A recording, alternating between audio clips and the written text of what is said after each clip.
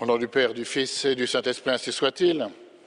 Cher Monsieur le Directeur, chers confrères, chers séminaristes, chers frères, chères sœurs, chers fidèles, la célébration de la fête de l'Immaculée Conception dans un séminaire est une grâce particulière, tellement la Très Sainte Vierge Marie est liée au sacerdoce. Aussi, je souhaiterais ce matin méditer avec vous sur les raisons de ces liens qui existent entre notre Seigneur, souverain prêtre, et la Très Sainte Vierge Marie, sur le rôle que la Mère de Dieu tient auprès des prêtres et sur la manière de correspondre à ce lien qui nous unit à elle.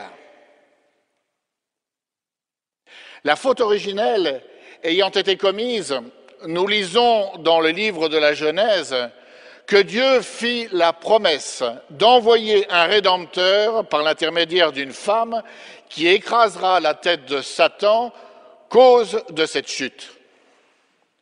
L'offensé, Dieu, étant infini, il fallait que le Rédempteur annoncé soit son égal pour réparer l'offense commise. Ainsi, la Trinité, dans son conseil, décida d'envoyer la deuxième personne de la Sainte Trinité, le Fils de Dieu. Mais le Fils de Dieu n'était pas prêtre avant son incarnation. Le sacerdoce ne pouvait lui convenir selon sa nature divine. Pour accomplir sa mission de prêtre et de victime, il lui fallait revêtir une nature humaine. Car, comme le dit saint Thomas, le Christ n'est pas prêtre en tant que Dieu, mais en tant qu'homme. Aussi, le Verbe de Dieu va revêtir notre nature humaine en s'incarnant.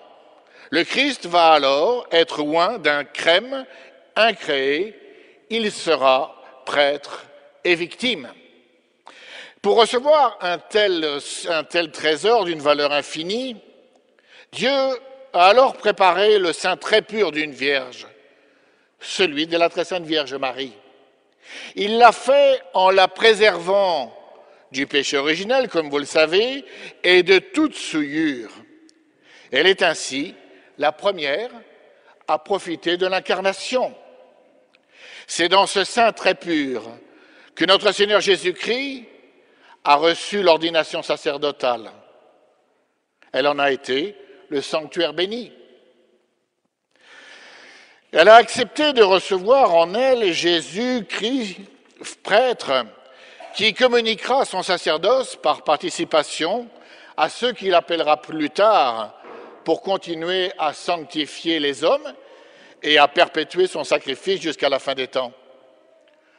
Au moment où la Très Sainte Vierge a prononcé son fiat, le Christ a reçu l'onction sacerdotale. C'est ainsi que l'on peut dire que le sacerdoce catholique qui dérive de celui du Christ trouve son origine dans le fiat de la Mère de Dieu.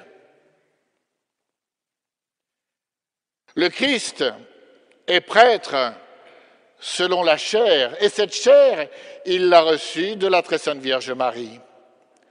Elle a engendré non seulement le prêtre, mais aussi la victime, qui s'offrira en sacrifice, en réparation de nos péchés. Et c'est ainsi que la Très Sainte Vierge Marie est appelée la mère du sacerdoce et la reine du clergé. La charité immense qui brillait dans l'âme de Notre-Dame, grâce au privilège de l'Immaculée Conception, a attiré le regard de Dieu sur elle, et c'est ainsi qu'il lui a confié ce trésor d'une valeur infinie qu'est son divin Fils. De même, chaque jour, Dieu le Père confie au prêtre son divin Fils lorsqu'il prononce les paroles de la consécration lors de la célébration de sa messe quotidienne. En effet, le prêtre a la garde de notre Seigneur Jésus-Christ, comme la Très Sainte Vierge Marie avait celle de celui qui s'est incarné pour nous sauver. Lorsque le prêtre a prononcé son propre fiat pour suivre notre Seigneur et répondre à son appel divin, il s'est fait l'écho d'un autre fiat, le fiat de la Vierge Marie, qu'elle a prononcé pour recevoir le Christ en elle.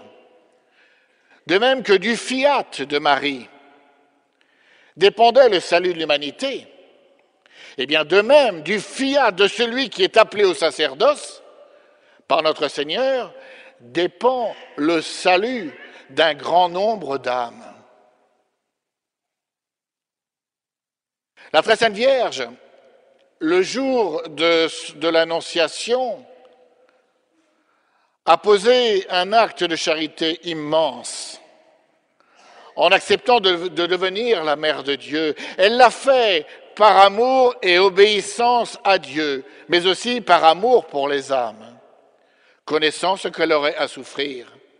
De même, le prêtre qui a répondu à l'appel divin pour suivre notre Seigneur l'a fait par amour pour Dieu, pour accomplir sa volonté, mais aussi par amour pour les âmes qu'il veut sauver en vertu de la grâce et du caractère qui lui sont communiqués par l'ordination sacerdotale.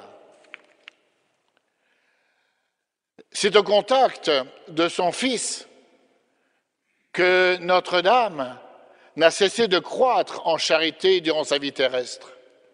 De même, la charité du prêtre ne cessera de croître durant toute sa vie sacerdotale dès lors qu'il sera étroitement uni à notre Seigneur Jésus-Christ. En effet, c'est de l'intensité de sa charité que dépendent la soif et le zèle du prêtre pour sauver les âmes. La très sainte Vierge Marie a entendu son Fils crier sa soif sur la croix. Ce cri était l'expression de la charité infinie du Christ qui voulait le salut de toutes les âmes. Ce cri, la très sainte Vierge Marie veut que nous prêtres, nous le partagions, car elle voit et contemple dans les prêtres le prolongement du sacerdoce de son Fils. La très sainte Vierge a coopéré de toute l'ardeur de sa charité à la rédemption du genre humain de manière vicaire à son Fils. Mais elle a tout souffert en union avec le souverain prêtre par amour pour nous. Et elle veut que nous l'associons à notre apostolat pour transmettre la grâce aux âmes. Un prêtre dévot de Marie est toujours, mes frères, toujours un grand apôtre. Vous comprenez ainsi combien la très sainte Vierge Marie peut aider le prêtre à se sanctifier et à accomplir sa mission sacerdotale. Elle a vu le degré infini de la charité du souverain prêtre et elle souhaite de toute son âme que les prêtres qui continuent l'œuvre de son Fils soient animés d'une même charité enflammée. Aussi veut-elle veiller sur les prêtres comme elle a veillé sur son Fils, le souverain prêtre. Et si notre Seigneur a daigné avoir besoin de Marie dans l'œuvre de la rédemption, c'est sans doute, en partie, parce qu'il voulait apprendre aux prêtres qui ne pourraient pas se passer de l'assistance de sa Sainte Mère dans leur ministère. Et il l'a montré à Cana, car c'est à la prière de la Très Sainte Vierge qu'il a accompli le premier acte de son ministère public. Elle le fit en montrant à son Fils les besoins que ces braves gens avaient. Ils n'ont plus de vin. Mais pour croître dans cette charité, il faut passer par la Très Sainte Vierge Marie. Et de même que le Christ a voulu passer par Marie pour s'incarner, de même, si nous, prêtres, nous voulons répandre la charité du Christ dans les âmes, et si nous voulons donner le Christ aux âmes, il nous faut passer par la très sainte Vierge Marie. Et c'est pour cela qu'à la fin du texte de votre engagement, que vous direz tout à l'heure, eh bien vous direz « O bona mater, servame, defendeme, utrem ac possessionem tuam ».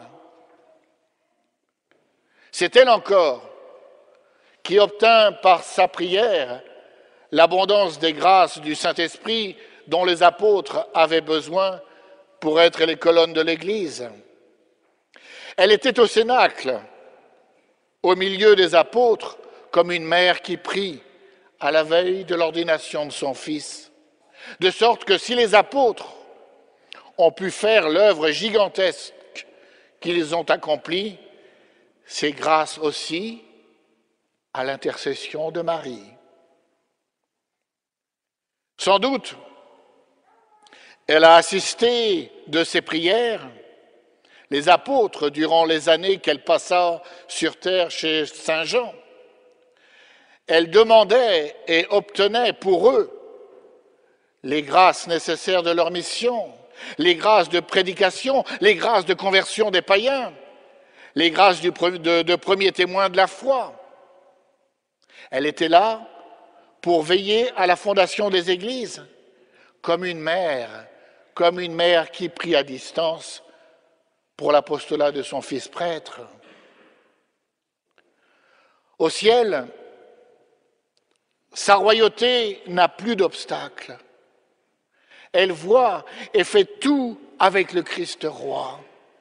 Elle prie pour les prêtres afin que leur ministère soit fécond, qu'ils aient les lumières et les forces nécessaires pour accomplir leur mission. Encore faut-il que le prêtre soit uni à elle tout au long de sa vie et qu'il mette son apostolat sous sa protection. Elle qui a été si unie à son Fils nous apprendra à travailler avec ardeur pour la sanctification des âmes, à souffrir pour elles, à avoir de la compassion pour elles, comme un père pour ses enfants.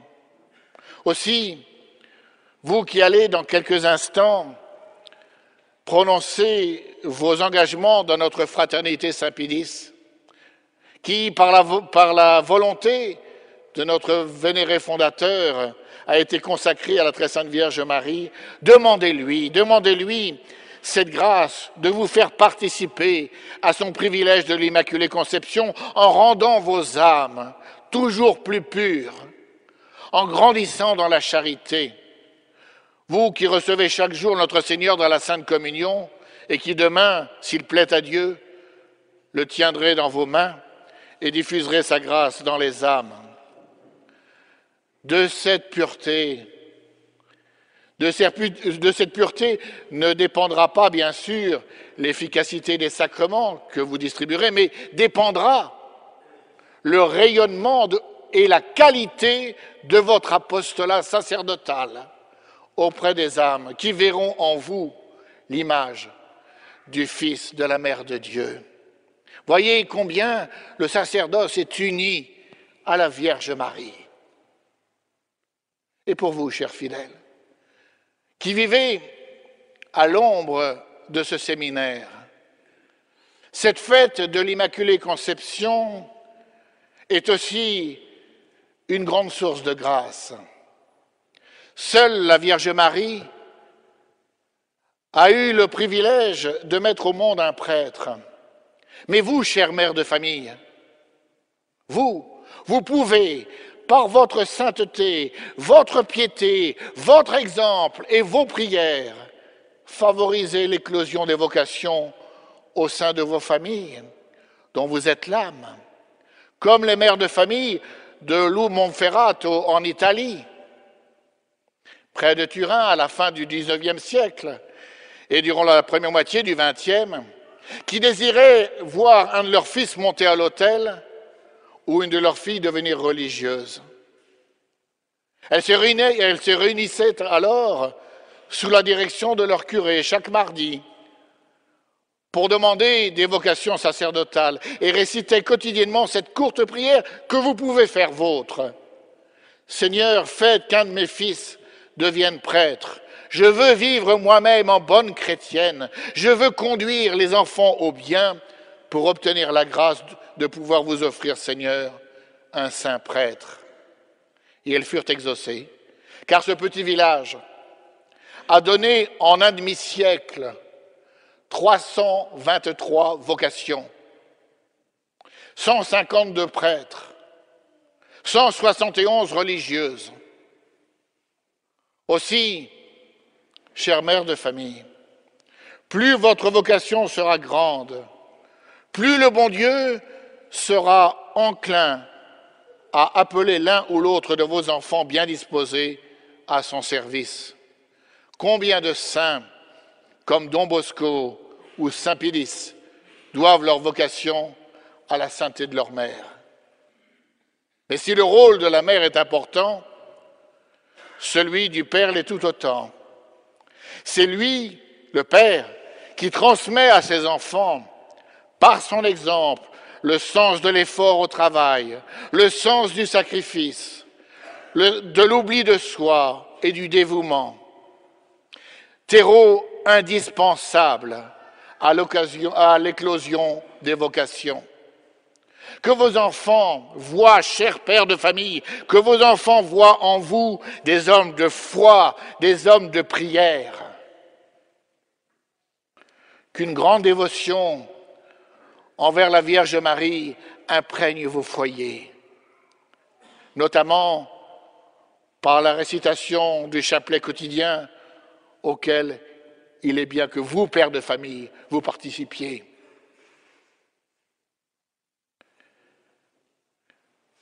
Car ne l'oublions pas, notre Seigneur appelle autant, si ce n'est plus qu'hier, des jeunes à le suivre, tellement il y a d'âmes qui sont en péril. Mais ils sont peu nombreux, malheureusement, ceux qui entendent cet appel ou qui acceptent de tout laisser pour le suivre. Prions Notre-Dame du clergé, prions l'Immaculée Conception de vous bénir, vous qui allez vous engager dans la fraternité Saint-Pédis, et qu'elle bénisse vos foyers ici présentes, afin qu'y naissent de belles vocations religieuses et sacerdotales, ainsi soit-il. Au nom du Père, du Fils et du Saint-Esprit.